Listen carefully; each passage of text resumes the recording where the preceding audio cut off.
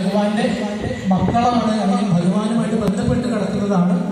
അതുകൊണ്ട് നമ്മളൊക്കെ ഭാഗവതന്മാരാണ് എന്ന് പറയുന്നത്.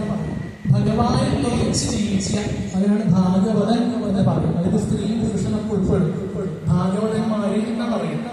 ഇനി ഭാഗവതം എഴുതിയതാണെന്ന് നിങ്ങൾക്ക് അതൊന്നും ഞാൻ പറയുന്നില്ല. നാളെ നമുക്ക് വിശദമായിട്ട് പ്രഥമ സ്കന്ധത്തിൽ പറയാം, ആ സമയത്ത് പറയാം. ഭഗാരോ ഭക്തിവർദ്ധന, അങ്ങനെയാണ് അതിന്റെ ഡെഫിനിഷൻ വരിക. ഭാഗവത്തിന് ആദ്യത്തെ അക്ഷരമല്ലേ?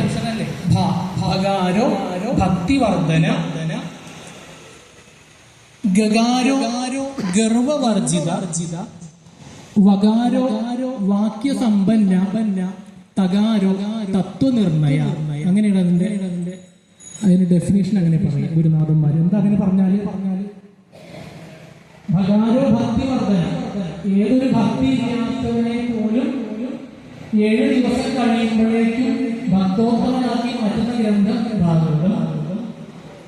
ഗഗാരോ ഗർവവർജിത, നമ്മുടെ മുന്നിലുള്ള ചീത്ത വിചാരങ്ങളെയൊക്കെ ഇല്ലാതെയാക്കുന്ന ഒരു സോപ്പ് എന്ന് പറയുന്നത്, കഴുകി കളയുന്ന വസ്തു അത് ഭാഗവതം. വകാരോ വാക്യസമ്പന്ന, ഭാഗവതം ഉപാസിക്കും